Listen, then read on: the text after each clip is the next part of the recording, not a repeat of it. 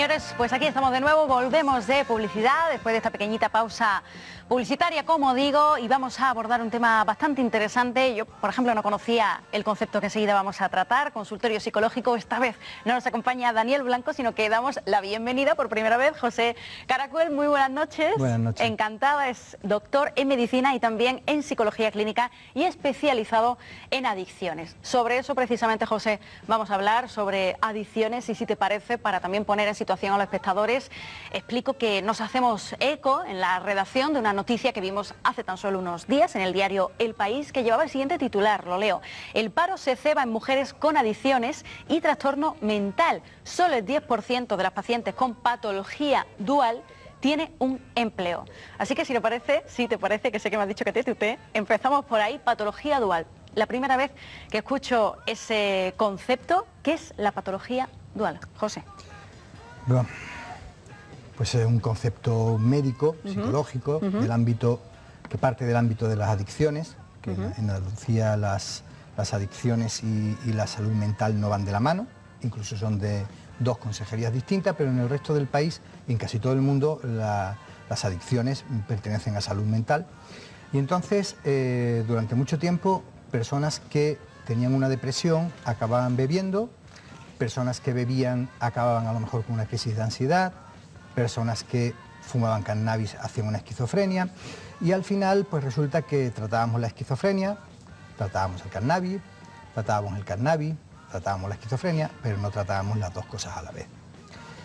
¿Qué es lo que pasa? Pues que surge una patología nueva. Yo ahora le voy a poner un ejemplito para que nos entiendan. Perfecto. Las personas que nos están viendo. ¿Sí?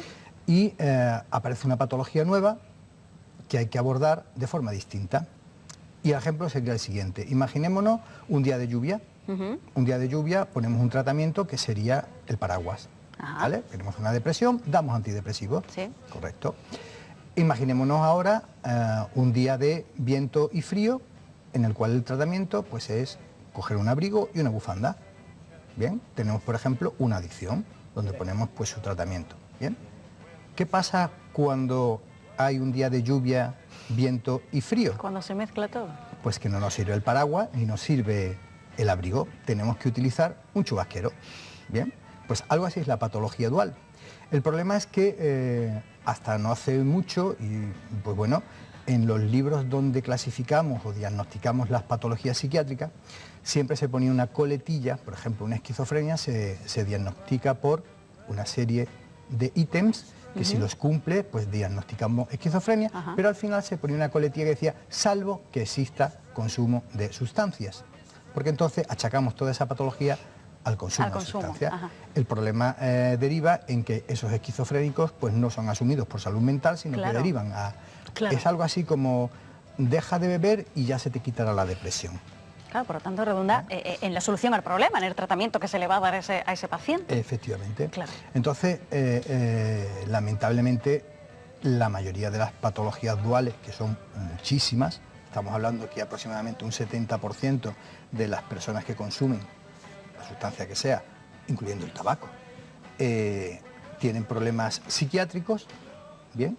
Y en torno a un 40% de los enfermos psiquiátricos consumen sustancias. Claro, mientras no se aborde de manera integral ambas patologías, pues tenemos un problema. Y el problema además se incrementa en el hecho de que es como un arbolito que, como se empiece a torcer, cuanto más se tuerza, es decir, cuanto más tiempo esté ese problema ahí, más difícil es luego solventarlo, porque no nos olvidemos que muchas patologías psiquiátricas son crónicas y las adicciones se caracterizan también por la cronicidad. Por lo tanto, cuanto más dejemos pasar el tiempo, pues peor es el resultado. José, la verdad que lo ha explicado perfectamente. Yo por lo menos creo que me he enterado. Entiendo, por lo tanto, que hay como, no sé, dos vías, ¿no? O bien está el paciente que tiene en primer lugar un trastorno psiquiátrico y que quizás se inicia en ese consumo, ¿verdad?, de sustancias para intentar, no sé, buscar en eso un alivio. O no sé, y por otro lado personas que no tienen ningún trastorno mental previo, ¿no?, pero que debido al consumo de sustancias sí que desarrollan entonces esa psicopatología, ¿no? Puede ser esas dos maneras. Le leo una nota que me he hecho aquí. Venga. No sé si recuerdo una canción de La Quinta Estación, que ahora mismo no me acuerdo cómo se llama, ¿sí?, pero que decía, no es que sea el alcohol la mejor medicina, pero ayuda a olvidar cuando no ves la salida. Totalmente. Estamos hablando de un consumo de sustancias a raíz de una depresión. ¿vale? Básicamente esa estrofa dice eso. Realmente el problema nos encontramos con patologías psiquiátricas que anteceden a la patología de consumo, patologías de consumo que anteceden a la patología psiquiátrica, lo cual no significa que el paciente con un consumo de alcohol, al primero que acuda sea a un tratamiento de alcohol. A lo mejor acude, cuando tiene una depresión, acude al psiquiatra, cuando ha sido el problema del alcohol el primero. Y tenemos también mucha gente que no sabemos realmente qué ha sido primero, si la gallina o el huevo. Ante eso debemos abordarlo todo. Y el problema es que la mayoría de los sanitarios, primero, no entienden bien el concepto, porque realmente es un concepto bastante nuevo, bastante novedoso, pero por otro lado, como que se sigue viendo ese esquema sobre los drogodependientes de consumo, de marginalidad, de no cumplimiento terapéutico, y en muchas ocasiones pues se les dice deja usted el consumo y verá usted cómo mejora. Si quiere, pasamos al tema de que me ha comentado de la noticia. Por ejemplo, efectivamente, porque ahí sí que están incidiendo en lo que es el sexo. Están centrándose en las mujeres, José. Porque las mujeres, además, habitualmente los tratamientos de drogodependencia se realizan en un porcentaje muy elevado en varones, y por lo tanto las estrategias habitualmente suelen ser estrategias para varones, que muchas veces no funcionan. Le pongo por caso, la mayoría de las pacientes que dejan de fumar y recaen, lo hacen por el tema peso, que no es la causa principal de recaída de los varones. Para las mujeres es muy importante el tema de peso a la hora de dejar de fumar, ¿vale? La motivación es importantísima a la hora de abordar todo esto. ¿Bien? Por lo tanto, cuando trabajas con mujeres tienes que utilizar una motivación que vaya enfocada a las mujeres, y eso habitualmente tampoco se hace. ¿Bien? Las mujeres suelen tener el estigma de, en el caso del consumo de alcohol, suelen beber en casa. Los varones bebemos en la calle. ¿Vale? Entonces, eso retarda la manifestación del problema y, por lo tanto, la búsqueda de solución. Por lo tanto, cuando una mujer acude a tratamiento, aparte del estigma, ¿vale? Pues ya vamos más tarde. Por no decir que, además, un hombre que bebe y no va a trabajar, bueno, ha bebido y no pasa nada, la familia lo entiende, pero una mujer que bebe y no hace la comida, ¿vale? Por no decir que probablemente estas mujeres habitualmente estén con parejas que son consumidoras también.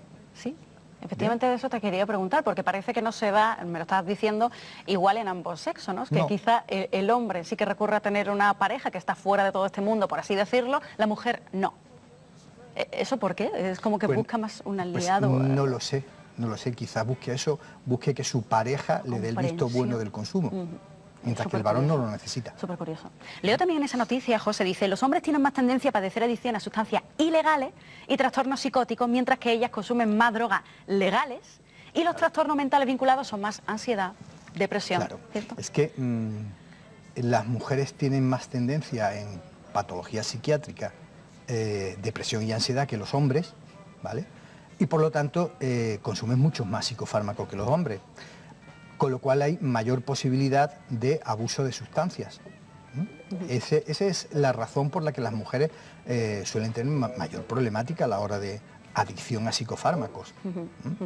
Ese es el motivo. Los hombres consumen más sustancias ilegales que se consiguen más en la calle, mientras que las mujeres consiguen fármacos con receta, lo cual no deja de ser una adicción. Me gustaría también preguntarte, no sé si he acertado, pero la sintomatología, ¿qué síntomas da esta patología dual? O no sé si hay, bueno, no sé, rasgos de la personalidad que predisponen a... Bueno, te comento. Hombre, si yo te tuteo, sí, me tienes que tutear, José. Te comento. Mira, en cuanto a sintomatología, pues por ejemplo, las personas con patología dual suelen tomar más medicación. Motivos, pues fácil de entender, yo creo que cualquiera, lo vamos a explicar muy rápido. Patología dual, voy al psiquiatra, me manda una medicación, pero el psiquiatra no me pregunta si yo fumo. Bien, la nicotina es un estimulante que en este caso activa dos procesos. De un lado, acelera el tránsito intestinal, por eso cuando se deja de fumar se engorda, porque los alimentos están más tiempo y por lo tanto se pueden extraer más calorías. Es decir, primer motivo, acelera el tránsito intestinal, por lo tanto no absorbemos la cantidad de medicamento que tenemos en la pastilla, al total, que es para la que están hechos los estudios. Los estudios normalmente se hacen en personas sanas que no fuman, ¿vale? Primer problema. Segundo problema, la nicotina acelera una cosa que tenemos en el hígado es nuestro, digamos, nuestra fábrica de reciclaje. Ahí es donde se metaboliza todo lo que tomamos y ahí es donde se metabolizan también los fármacos. Pues casualmente la nicotina acelera lo que se llaman los citocromos P450, que es donde se queman los fármacos. Por lo tanto, los fármacos se queman antes. A estas personas hay que ponerle más medicación. ¿Vale? Perfectamente. Tenemos ahí ya un primer problema. En segundo lugar, el tema de se nace o se hace. Pongamos un ejemplo de un jugador de baloncesto. Imaginemos Gasol, alto, ¿vale? Con contactos, porque en estas cosas los contactos también existen. No todas las cantantes hijas de cantan bien. Totalmente. Entonces, imaginemos un hijo de Gasol. Es alto, pero eso no significa que vaya a jugar al baloncesto. A pesar de que la genética le ha dado una talla importante, a pesar de que su padre tiene contactos para, es decir, no es todo la genética. De hecho, pensábamos que cuando estábamos estudiando el proyecto Genoma, que a partir de la genética lo íbamos a solucionar todo, y ahora nos hemos dado cuenta que la genética, bueno, pues la genética es básicamente nuestro ADN, es algo así como nuestro cuerpo desnudo, pero luego nos ponemos ropa. Efectivamente. Y no somos iguales cuando vamos en chándal el domingo a comprar el pan, que si por la tarde nos vamos de boda. ¿Vale? Es decir, hay una serie de condicionantes que hacen que la genética, aunque sea importante, no sea lo único que tenemos que tener en cuenta. ¿Vale? Y por otro lado, tenemos que tener también en cuenta que cuando nosotros compramos un piso, por ejemplo, ¿vale? Y le hacemos una modificación, cambiamos un cuarto de baño, y eso se lo dejamos a nuestro hijo, eso sería como nuestra herencia. ¿Vale? Entonces, cuando nosotros tenemos mutaciones por consumos de drogas, por consumo, por fármacos, por una mentalidad negativa, por verlo todo negro, por estar ansioso, todo eso genera alteraciones en nuestro ADN. Pues es como ese piso que le vamos a transmitir a nuestro hijo. Es decir, esas alteraciones que nosotros tenemos en nuestro ADN, se lo vamos a transmitir a nuestro hijo. Entonces, eso también hay que tenerlo en cuenta, que nuestra forma de tomarnos la vida también puede influir en nuestros hijos. La verdad, madre mía, José, me encantan tus explicaciones porque son tan claras, ¿no? Con ese uso de metáforas, ejemplos reales, que así nosotros todos, los que somos luego en la materia, pues los podemos entender perfectamente. Nos quedamos sin tiempo, pero me ha encantado, ¿verdad? Sí, es muy común. Me ha encantado charlar contigo, José, doctor en Medicina Burbacía y en Psicología Clínica, especializado en adicciones. Muy interesante este tema que yo creo que nos da para otra visita, ¿eh? Así que yo te emplazo cuando tú puedas y tu agenda te lo permita. Muchísimas gracias, de verdad. Un placer, José Caracuel.